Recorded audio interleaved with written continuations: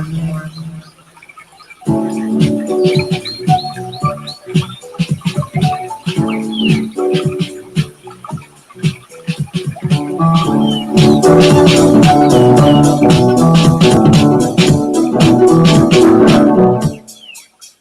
talk about fish, baby.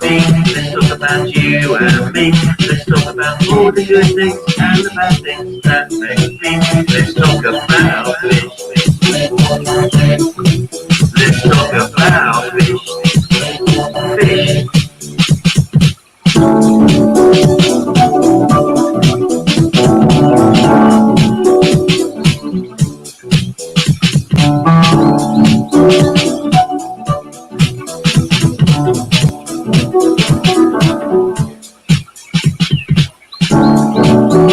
Well, good morning. Hello to everybody. We're going to talk about fish today. And nothing else, just fish. Happy to be with you. Good to be here on a Friday morning.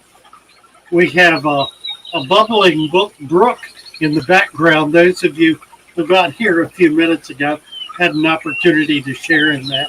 It's really quite pretty. I don't know, let me see if I can, for those of you who haven't seen it yet, we'll bring it up because it's really quite nice. There we go. Here we are. Look, somewhere there, right there. Look at that. Isn't that pretty? A bubbling brook. That's quite a lot of water moving through there too. And somebody has built a couple of spillways, which means they probably dug out these areas to make them a little deeper as swimming holes, I would guess. So really pretty spot. Love to know where it is. Be fun to go there and be able to jump in the water. I'm sure it's pleasant and cool and refreshing. That looks like a fall scene with the yellow leaves. Anyway, let's see if we got through everybody. Derek Thompson. I've been typing hellos. Back up to 5 bettas, he says. Introducing them all now. I posted a video, it'll be up today, I think, of a pair of bettas spawning that were so delicate and so gentle with each other. I just thought it was remarkable. And I did about, I don't know, maybe a 7-minute slot with them breeding up to the point of releasing eggs and gathering the eggs. So it's special and will be available later today, I believe. Glassbox Fox. Hello, Glassbox Fox. Kenny E is here. Good to see you, Kenny. Vanotsky. Hello, Vanotsky.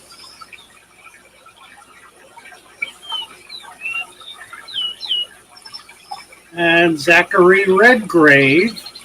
We've got everybody. Mary Page is here this morning. Happy to see you, Mary. You suck at lurking. Yes, you do. But you are a joy. John Sua. Hello, John Sua. T-Bone. T-Bone is with us. Hello, T-Bone. Fish and Tactics. Hello, Fish and Tactics. Tisha is here. Derek Thompson. I said Derek. I think I've got Compass Mentis. Hello, Compass Mentis. And Grommel 76. Good morning. Grommel 76. You know what I need to do is I need to get over here now. And I need to go to live chat from Top Chat. So I get everybody. And I'll be able to see the crowd. Where are we at? We got 39 watching, 17, 18, 19 likes. Time for the bell. 39 watching and 20 likes. Let's get a few more. We're 19 short. We're about halfway there. So, ring the bell. Ring the bell. Click on the thumbs up.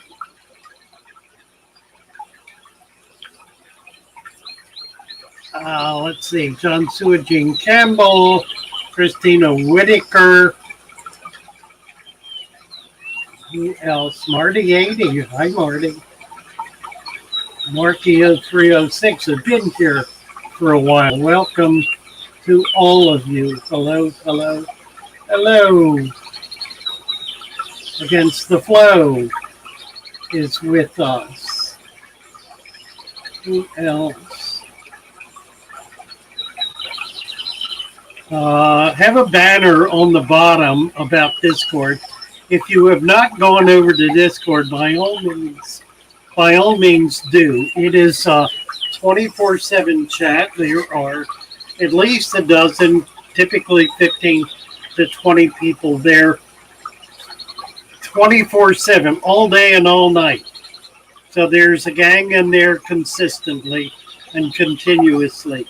In addition, we have a number of people in who are really good problem solvers, including Stephen the biologist.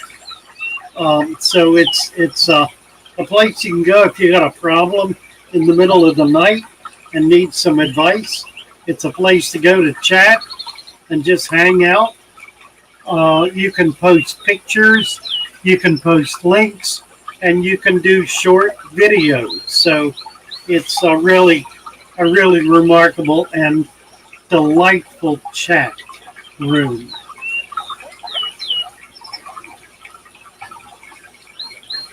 Mary Page's got to be busy. She's listening in. Yeah, she's listening in until she says hello again, which will be in about 5 more seconds. Happy to have you here, Mary. Derek Thompson. I mentioned twice now. It's the third time. Who else? T. Montano. Holy T. Montano. T-Bone. How are you, T-Bone? Nice to see you. Pootie Tang, the gang, how about a school or a show? Well, there's that. Sure enough. What's this? Fishing tactics. I go on Discord and only 2 people have said anything to me. Well, shame on them. Go on again and chew their butts, and I will too. Heavenly days. We can't have that kind of stuff. There may have been only 2. No, I've never been there when there were just like 2 or 3 people. It's always a group. But they're usually engaged in a conversation. So you have to kind of plug in. But I really have not noticed any cliquishness on the channel. And I think if it were there, I would try to break it up. So it's pretty open and pretty. Go try it again, Fishy. I'm surprised. Tell me when you're going on. I'll go ahead. I'll talk with you. I'll be happy to. Tisha will. Most anybody will. We're Dunlap. I have a sterile male guppy that gets rough with the girls. He's in the same tank as Stalin, and I've named him Slick Willie. Well, right. Sterile, is he? Well, that might be. That might be. T-Bone wants to know if I'm still doing streams on weekends. I'm not planning to, T-Bone. What I am planning to do, I'm going to be going out collecting on Sunday, and I'll probably do a live stream, but it'll be impromptu. It's not going to be announced. It'll just happen when it happens. So if you're around and are there to pick up on that, you'll be more than welcome to join in. Let's see, we got 48 watching and 28 thumbs up. We're a little short on the thumbs up. We need to get this closer to the microphone if it doesn't work. You don't want me to do that. It's pretty loud. That's the sand bell doubling as a thumbs up bell. Anakin, Chevy, we're done.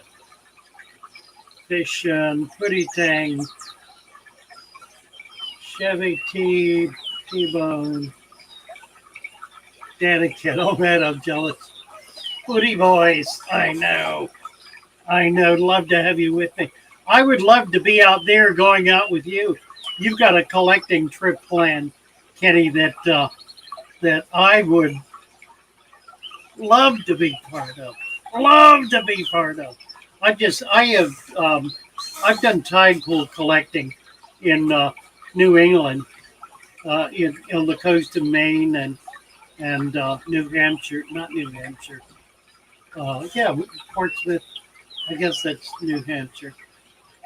Anyway, it's wonderful. I love tide pool collecting, and I know you have some of the best in the world out there where you are, and I would just delight to be able to be there. Maybe someday I'll figure out how to do it. Let's see. Lucky 38 set up a dirted 10-gallon with a pair of German blue rams. They're currently spawning. All my GBRs died when the tank only went gravel. Also feeding baby brine. Now, you're going to need to get some microworm culture or paramecium culture going. For the first few days, those babies are too small to take baby brine. Some of them will be able to break them up and eat them.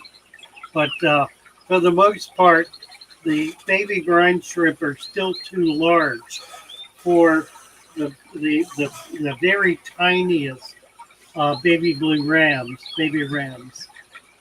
If you cannot get microworm culture going, then put a piece of lettuce in a jar and put it out in the sunlight. In a matter of a few days, by the time those guys are ready to eat, you will have paramecium culture in there, and you'll be able to feed that.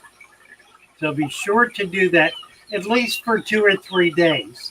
That'll get them big enough that they'll be able to take the brine shrimp.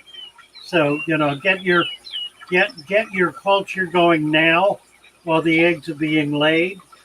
It'll be ready by the time they're up off the bottom, which will be 4 to 6 days. 2 days later, you'll have brine shrimp. So as soon as they come up off the bottom, you can start your brine shrimp. By the time that's ready, you'll be able to start feeding it. So once the fish spawn, you have time to get the cultures going for the babies. So try to get that going as soon as they spawn. It takes 2 days for the eggs to hatch and 2 days for the babies to come off the bottom and start feeding. Now, we've got a couple of people who are doing this right now, and I just want to reiterate this. Once the babies are up off the bottom swimming, it is time that very day to either remove the babies from the parents or the parents from the babies. If they're in a tank by themselves, take the parents out and leave the babies in. There'll be some additional nutrition in there in the form of microscopic light that you've got, like with this deep substrate. But the parents go through about a 10-day cycle, and they're hitting 2, 4, 6. They're hitting like the 7th to 8th day when those babies are free swimming. So the babies got 1 more day of life before they get chased away, eaten up, and the parents lay new eggs.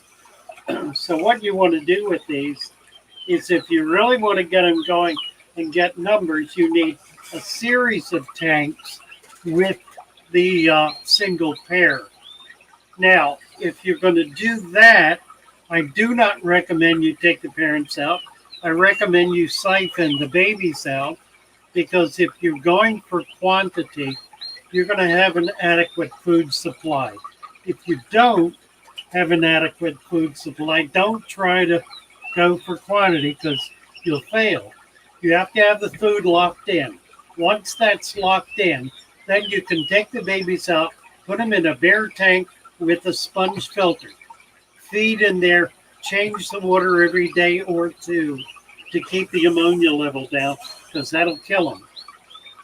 And you'll do just fine. You'll be able to get them up and get them strong. There are a lot of fish like angels that take several spawnings before they get it together, before they figure things out. It's the same way with us. It takes several different efforts before you get all the bits and pieces together. I'll tell you a fish I've never been able to raise. I've spawned them and I've hatched the fry, but I've never raised the clownfish, saltwater clownfish, because I've never been able to get the food right. And the food is what's critical. That food needs to get to them the instant they hatch. They are hungry and want to eat in the first 10 seconds. It's absolutely astounding. But when you learn about their natural environment and how they're born in the wild, by coming to the top as soon as they hatch, they're in the richest strata of microscopic life in the ocean. And so they're surrounded with food and they're able to just open their mouths and kind of gobble it up and very quickly grow. You need to create an environment like that, sufficient that if you're feeding rotifer, for example, which is what's recommended, that it be within eyesight. And these guys see maybe 1/8 of an inch in front of themselves. So you get the idea. But the whole thing about rams is having a system. Once you've got that system down, and they're doing it dependably, if you fail, try again. Those guys are going to spawn for a month or more, probably a couple of months. They'll give you lots of chances to try until you finally get it right. Don't give up. Don't give up if you fail. If you fail, you didn't do something that needed to be done. Try it again. Get some advice. Try it again. Keep trying until you get it. You'll get it. You'll figure it out. And from there on, it'll be clear sailing. You won't have a problem again. Don't ever give up. Don't ever give up. Giving up is just walking away and saying, I'm too dumb. You're not too dumb. You're a smart person. You're clever and you're witty. You keep fish alive. How smart is it? You got to be brilliant to keep fish alive. So keep going with it and you'll work it out. If you fail once, try again. If you fail twice, try again. If you fail 3 times, try again. Just keep trying and you'll get it. Do something a little different each time. Don't do the same thing every time. Don't be hard-headed and say, I know I'm doing it right. The fish are not cooperating. Don't do that. Don't do that. Just say it. Don't do that. Change your tactics a little bit. Try to figure things out a little bit. Just do something a little different. Doesn't have to be more than one thing. If you do one thing different and it works, then you've got it nailed. If you do 2 things different and it works, then you don't know which one it was. And you kind of have to go back and figure it out again. Change one thing at a time as you go along. And you'll get it. You'll get it. Absolutely guaranteed. Tisha says, my name is not Emma. We could call you Emma. I like Tisha real well. Let's see. Lucky 38. So far, I haven't been able to keep the nutrients out of the water column. It's my 3rd dirted tank. I have dirted gravel and 2 dirted sand. All are very healthy. Well, as mentioned, sand, that is not the only issue. It may be that you are overfeeding and you're simply adding more nutrition to the water column than is needful. And that's a problem that is so common, it's endemic. It is the most common problem that anyone has.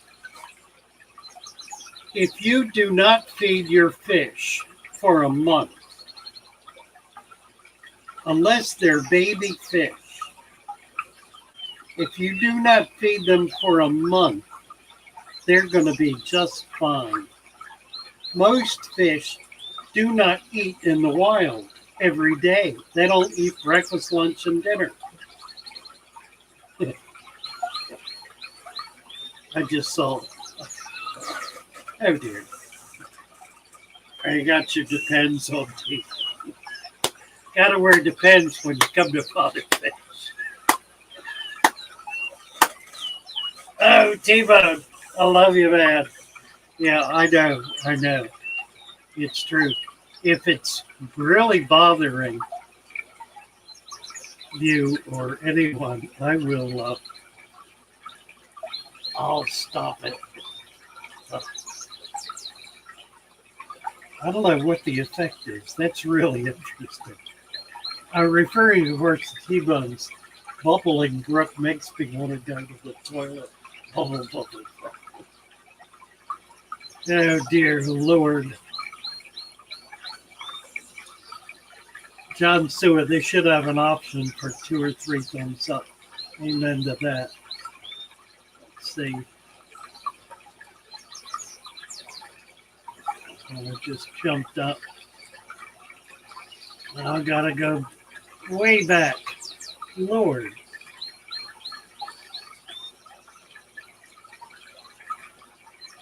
Sticklebacks. Anakin said, sticklebacks, I know. I want sticklebacks.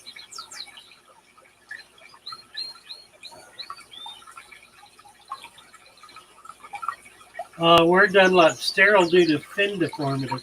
Interesting. Yeah, that makes sense. What else? Putty tank. Why do monsters come out at night? Why do we sleep where we want to die? Oh my. Oh my. The tank monsters come out at night too, don't they? All the denizens. Catfish especially. Catfish are largely nocturnal because they typically live in water that is so turbid, so dark, that they don't use their eyes. They use field. That's why they have feelers.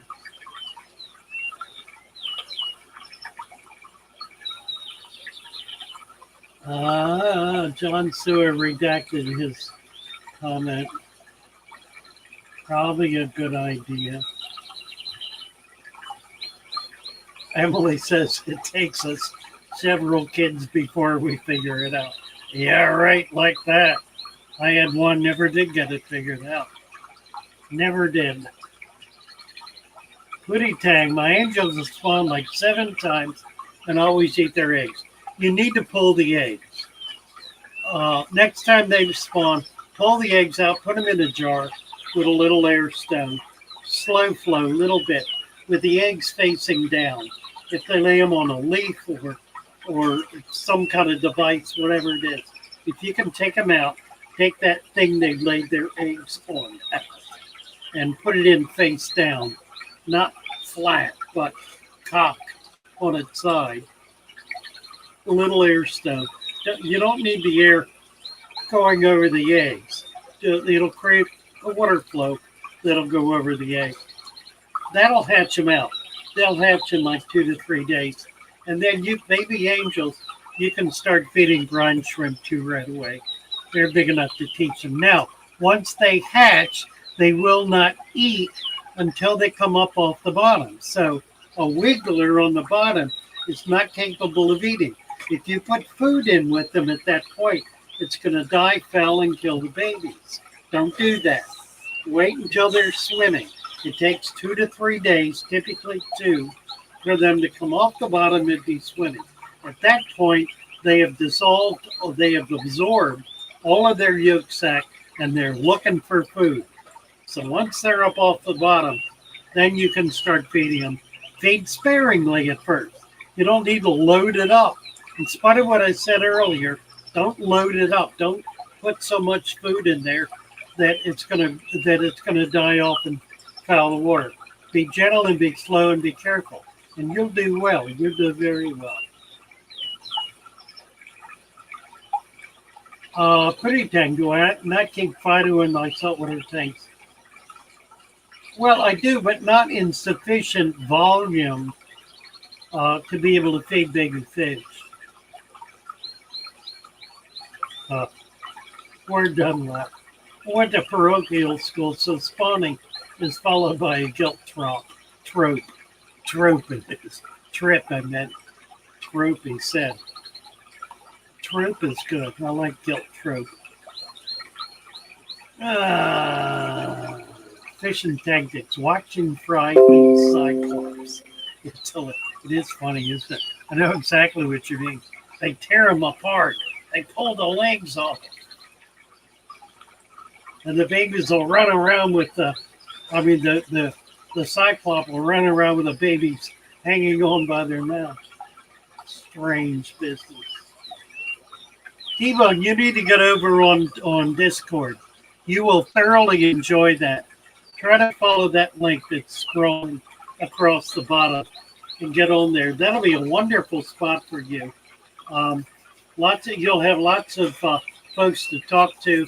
You'll be able to see all of Tish's pictures, of which she posts many every day. It's just really a delight.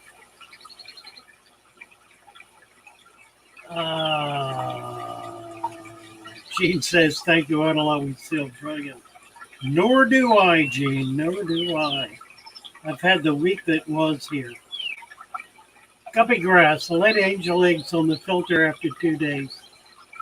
They were gone. Well, they either hatched, or they didn't. They probably hatched and fell to the bottom. And at that point, if there were other fish in there, they got gobbled up.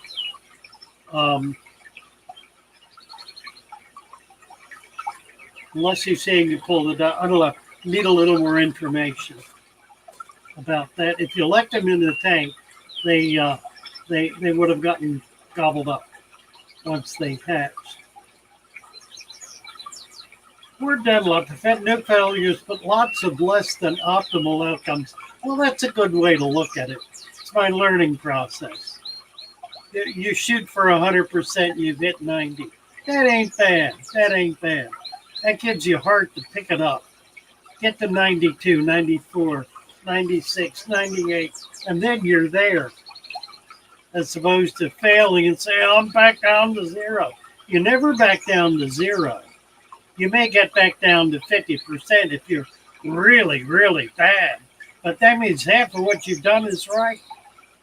So, look on the bright side. Guppy Grass, setting up 215s. 2 new 20 gallons are cycled. Can't wait for baby angels. You will love them. They are wonderful. Who says it's more tanks, more sand? Boy, this thing is jumping. Booty Tang just sent us a super chat. See if I can find it here. Yep, there it is. Booty Tang, thank you. Warm, squishy feel of defense. Oh dear. Oh dear. Yes, I do. Sarge, good morning, Sarge. Well, looks like I got way behind again. Paul Maddox. Hello, Paul Maddox. We're going to turn Paul blue. Paul is now blue. Let's see. One wanderer says yesterday overstocking came up, and it was said if you took it slow, you could get way more fish than would be expected in a tank. Was wondering if water O2 oxygen content could become a problem. Only if you dramatically increase it. It's in a balanced environment. The more CO2 there is, the more plant growth there is to compensate for it. CO2, carbon dioxide feeds the plants. The plants release oxygen. So as CO2 increases, O2 increases. That's the balance. That's the nature of the balance. So when we talk about increasing CO2 on the earth, what we're seeing, if we look for it, it's a dramatic growth in plant life. That plant life is compensating for the CO2. It's not being overcome or overwhelmed by it. It's compensating for it and releasing more oxygen. So we, in point of fact, in a warmer and warmer environment, have a more healthy and healthy environment that is more conducive to life, folks. Global warming is more conducive to life. Mercy. Mercy.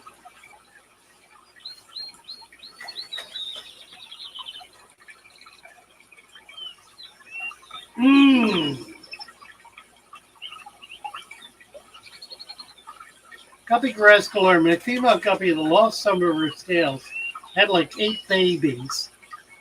It's only 4 months old. Wow. That's impressive. Good job. T. Montana, how often should I water change an established 1 gallon bed of vase with deep substrate? Never. You do a water change when you need to, when it needs to be done. If the water gets cloudy, you might do a pH check every week or 2 weeks or so, just to make sure it's remaining stable. If the pH drops, you want to do a water change if it gets cloudy. If the fish starts acting unusual, sluggish or whatever, do a water change. You do a water change when it needs to be done. You don't need with a betta to do it on a routine basis. Now, you can do that. It's okay to do that. You don't need to. With a deep substrate, the water is, the aquarium is very well balanced, or will achieve that balance, and you'll be able to continue without doing significant water changes. Topping off can be an issue, however. If you got a lot of evaporation and you're topping off with drinking water, which is what I recommend for bettas, then it's going to gradually increase the alkalinity and increase the hardness of the water. You might consider topping off with RO water, spring water, distilled water. Do water changes when they need to be done. T. Montano, gotcha. Thank you, Putty Tang, very, very much. Against the flow. My cute little black skirt tetras are monsters. They pick the fins off a little rainbow. They're like a little piranha. Yeah, and you get a group of them in a school. In 1 or 2, they're not so bad. You get a group of them in a school, and it changes their behavior, and they become a marauding gang that just runs rampant through the tank. A number of fish are that way, particularly tetras, some of the larger tetras. So, you might consider not doing larger groups. 2 or 3 can be adequate.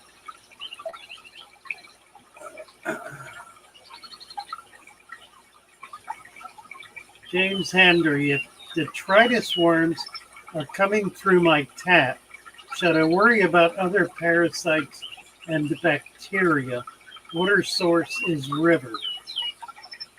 If detritus worms are coming through your tap, I hope you're not drinking that water.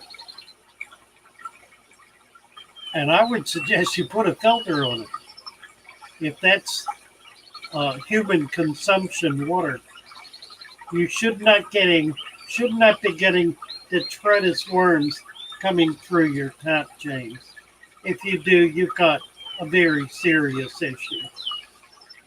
And yes, I would worry about parasites and bacteria, particularly for yourself, not so much the fish. The fish will survive it just fine. I mean, they're living in the river.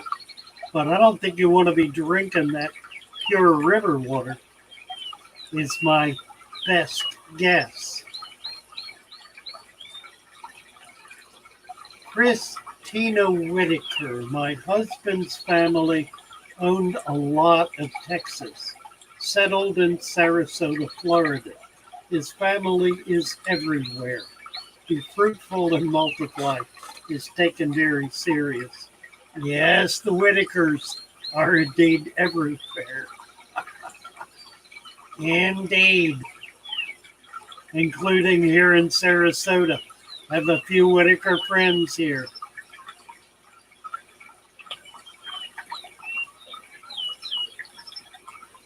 Are you in Sarasota, Christina? Where are you? What am I feeding? What am I feeding my Elisoma? I'm feeding them frozen Daphne and microscopic Euglena paramecium and the like. Primarily, I'm feeding them frozen Daphne, and they're taking it. I think they're taking it unhappily, but they are taking it.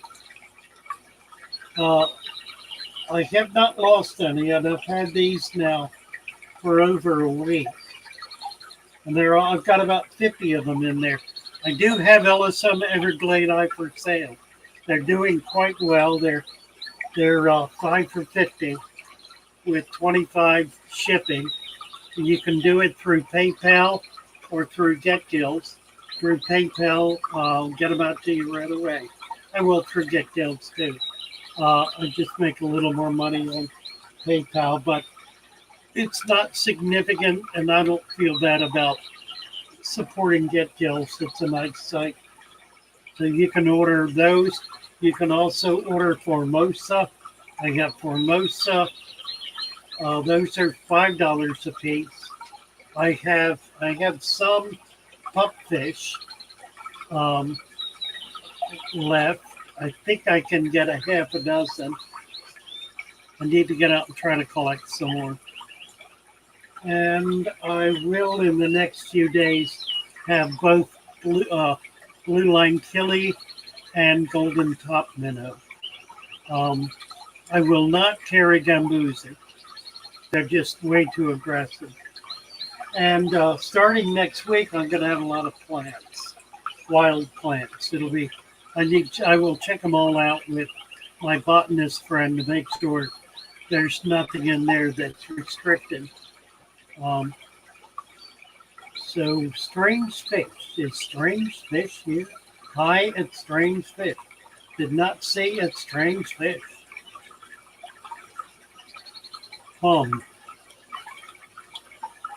We're done. Like my generation had an average of 2.1 children. It's all we could tolerate without the 60s. I haven't got my notification, T-Bone says. Don't know what that's about. Rohan. Hello, Rohan. Nice to see you. Good to have you with us. Guppy Grass Galore. Never thought I'd be at 9 tags in 9 months. Good job, Guppy Grass. You were on your way. Doing well. Tam Shepard. Hello, Tam. Nice to see you. Good to have you here. Xperia. Dwarf gourami bloated belly. Oh, dear.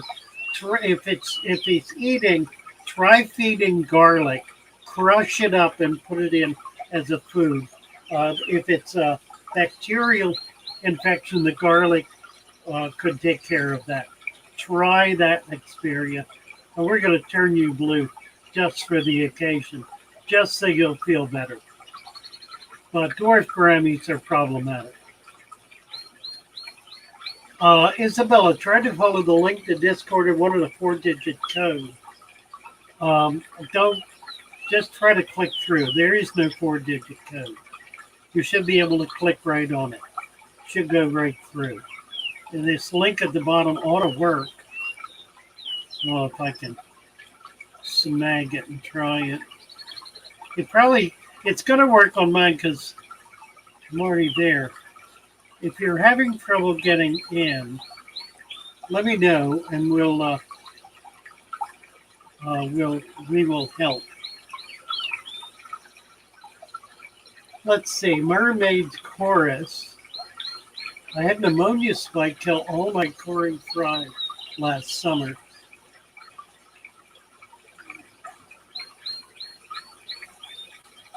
Isabella just did.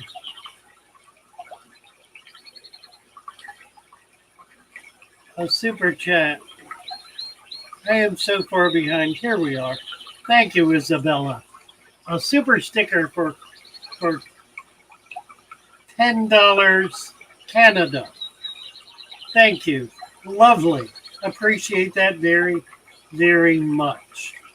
Now I've got to go. Oh, here's T-Bone. I wish we could get two up at a time. T-Bone's got $2 up here for us. Thank you, T-Bone. You're the best. You're the best. You're the best, T-Bone. You're the best. Midnight Lobster. Hello, Midnight Lobster. James Handy. Talking to Guppy Grass. For starters, I'm now utilizing 410s, 420s, and 175 just to breed one pair of angels. You're going to have a lot of angels, aren't you? That'll be fun. The local fish stores are going to love you.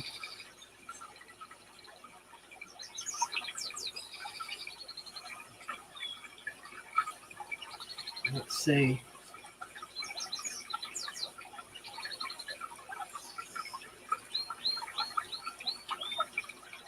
Everybody used to be on Discord, but since I got this new phone, it won't let me back in. Well, try the link that's scrolling on the bottom here. See if that'll work. You want to teach you what you want to do with the garlic is mash it. Smash it up real good so the babies will be able to eat it. Gene Campbell wants to know what happens to water parameters if I don't thin out duckweed.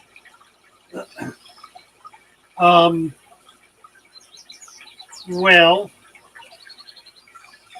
it should stabilize the water parameters. What you'll be doing is reducing nutrition in the water, but the pH and hardness should remain the same. That should not be affected. Christina sent some photos to my email. Couldn't get on Discord. Can't do another up until we get an SD card. We'll go look at those in a second. Mermaid's chorus. Sarah, back to here. Good. I had pneumonia spike kill all my cory fry last summer. Waiting on new eggs to hatch now with improved setup and method. Yeah, ammonia is the killer. You got to watch ammonia. That's one of the reasons for doing a deep substrate. It really does control ammonia. Let's see, Christina, let me get over on my email and see if I got something we can look at.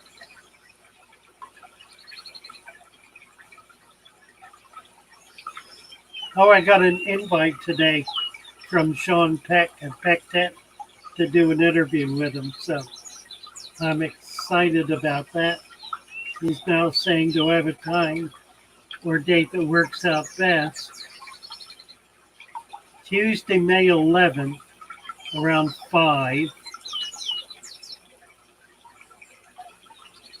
That may well work. That's great. Let's see. Trevor has a comment on dirted tanks.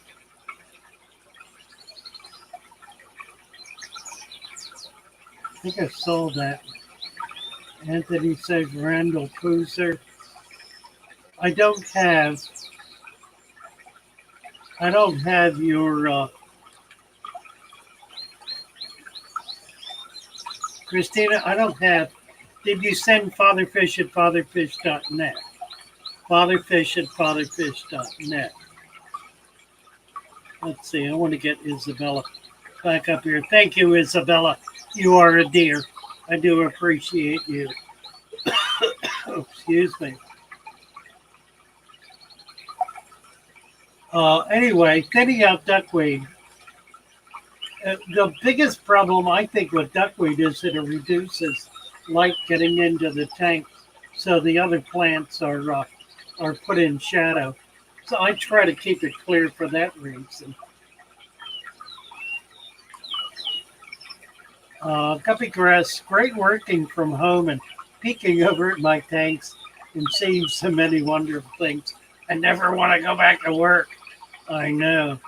You and half of the other population in the country. And I think it'll come to that. We're going to be working at home.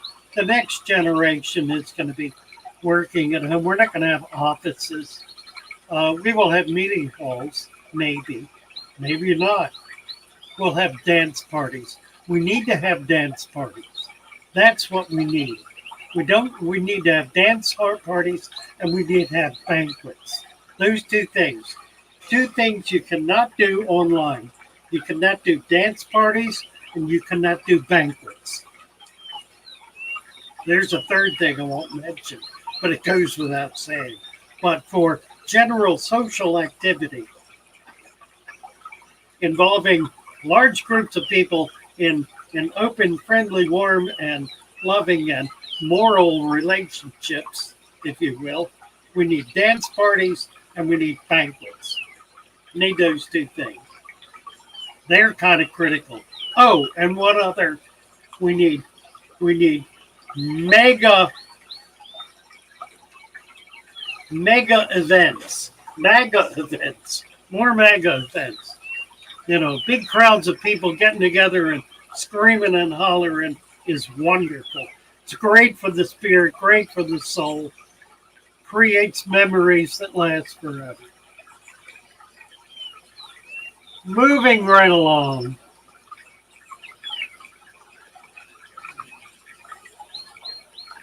Pootie Tang. I really feel 1 gallon is too small for a betta. It's borderline abusive to the fish. You should change that water daily. 10-gallon planted minimum for a betta fish. Unless, of course, you have 500 bettas.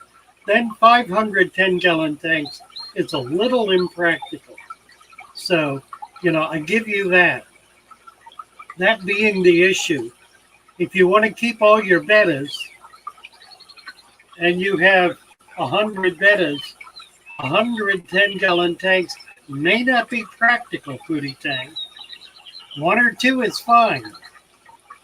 I've kept bettas I have bettas right now in 50-gallon tanks, and they're doing just fine. I've also got them in, what's the smallest? 2-quart jars, and they're doing just fine. You may take your personal emotion with you and apply it to your fish, and that's fine. They're your fish. You do that as you choose to. But don't, for the love of Mike, pass that advice on to anyone else. That's you and your emotional well-being. That's not anybody else's. You endanger yourself when you insist that someone else do what you think is best. Don't do that. Do it yourself. Enjoy it. Thrive on it. Be rich in it. Be filled with it.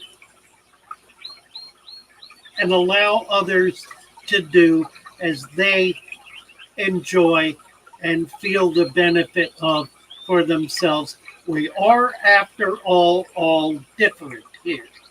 Now, I know a lot of people don't believe I believe that, but I do. I believe in gravel tanks. I just believe they take a lot more work than a dirted tank, and I'm pretty lazy. So I do dirted tanks because I'm pretty lazy. So it works for me, and I like to brag about it. And I especially like to brag about it with people who are having trouble, because I know if they'll try it, they won't have trouble anymore. I've bred bettas in 2-gallon tanks and kept the babies and raised the babies. Not in with the parents, but I raised the babies. So you can do it. My daughter is on the phone. Mercy. To what do we owe? My goodness. To what do we owe this great honor? Hello, hello. How are you? I called you back here and it couldn't answer. Oh, no. No, I didn't get a call. Oh, I'm sorry. Oh dear. I'm sorry. How are you? I'm good. I'm live on my chat right now. So we're all talking to you.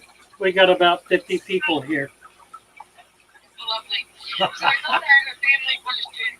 When did the first one of us arrive on Cat Island? When did the first one arrive on Cat Island? That would have been your great grandfather Parks, Thomas Parks, and his brother George. They came down here. They were looking for property to buy. This is in 1943.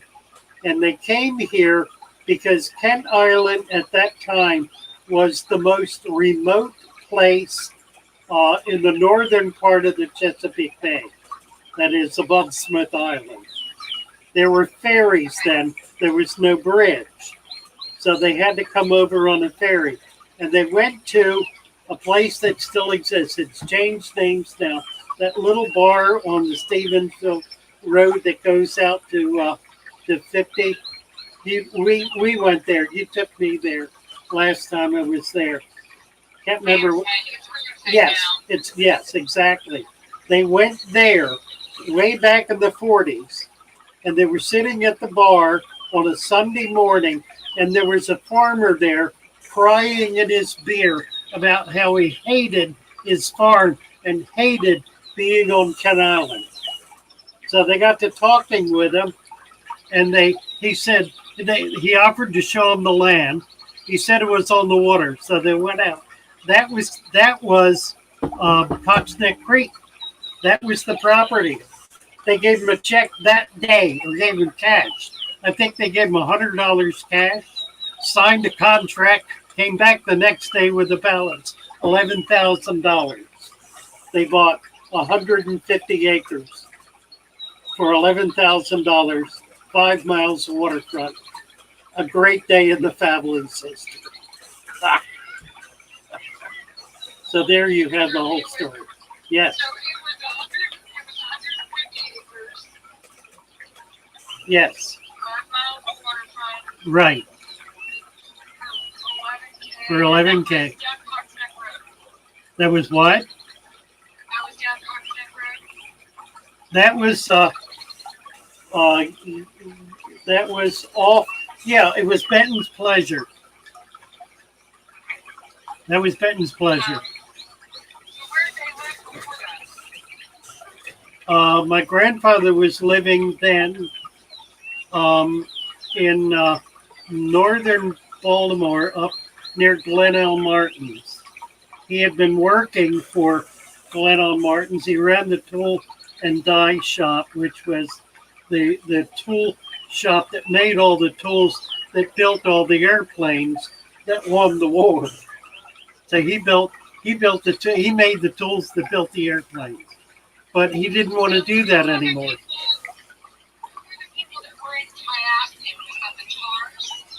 They went there much later. Yes, they moved to Tyaskin after Grandma died. That would have been in the late 60s. And they were not there very long until Dorothy died. Once Dorothy died, Jack gave it up. And they were there, I don't know, 4 or 5 years, not much more, not very long. They took Grandpa down there. He died there. And it said that was a nice property, but it was not waterfront. But it was a very old 1800 store that still had a lot of the fixtures in it from the old store. I went through it after they moved out, before they sold it, and was able to find some things, including some of Dorothy's artwork that I was able to get back to the family.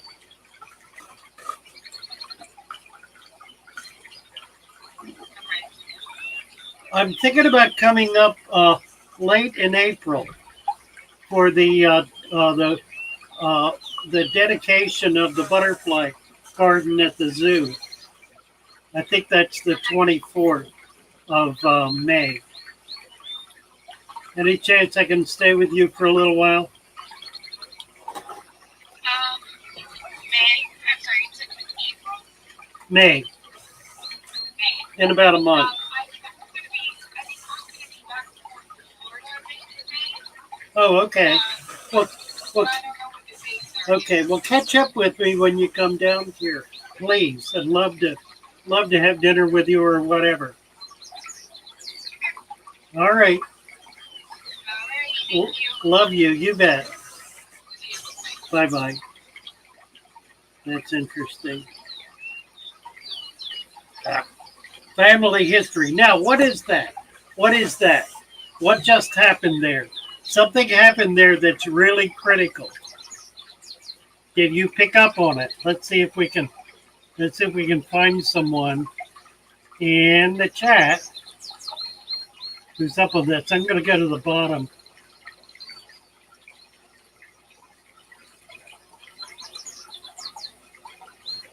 I think I'm at the bottom, am I? Carla, were you able to hear my daughter's voice?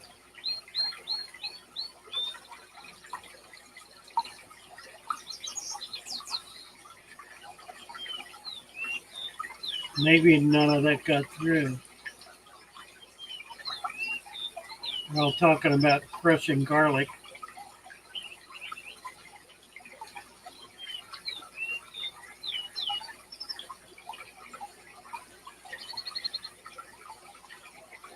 Well, I hope I'm going to see my daughter and take a real vacation. That would be fun.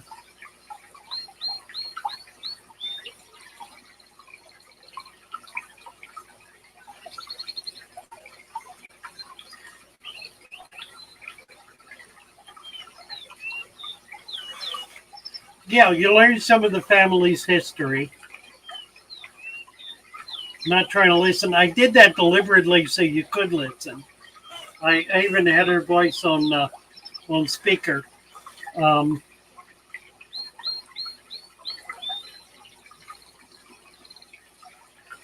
That is the way history was passed down, generation to generation, for thousands and thousands of years before there was any kind of written documentation. We tell stories. And the stories are our history.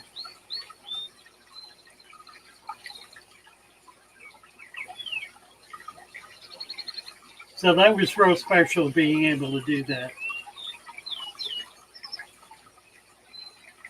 All right, where are we? We're at 10:50. We're at the end of the line here, guys.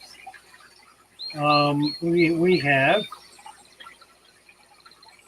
66 watching, 60 likes. Did real well. We're a little short, not much at all. Started streaming 63 minutes ago. So delighted to be with you all today. We're gonna sign off.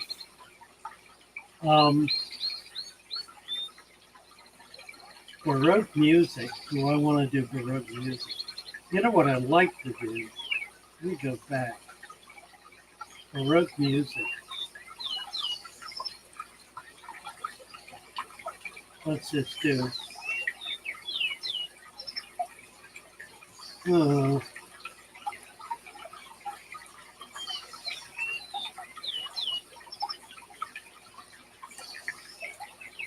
We still have the peaceful forest river up.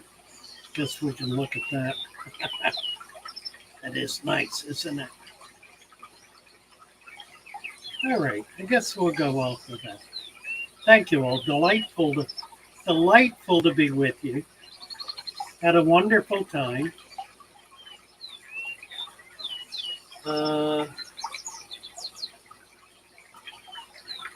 Guppy Grass, the ponds that dried up last summer are back in full bloom, as you said they would. Still, the water level isn't where it used to be. Frogs, birds, turtles, and more. You betcha. Goody Tang, thanks for letting us meet your neighbor. Anyone who's seen the wife zone chart knows hairdressers are a no-go. This one is the absolute exception to that. Great to party with, but never let them meet your friends or family. This one is quite the opposite of that. And it's just kind of remarkable. She is an enormously sweet girl. Just a wonderfully sweet girl with a mother who is, I have coffee in the morning sitting outside my door, listening to her baby talk with her dog and her grandson on Zoom, who is 500 miles away. And it's a complete delight. She is an absolute love, as is her daughter. All right. We're down to it here. Thank you all. Delightful to be with you. Bye-bye for now. Happy weekend to everybody. We'll see you on Monday. And look for a stream Sunday. Sometime during the day on Sunday, I'm going to try to do a live stream where I will be collecting.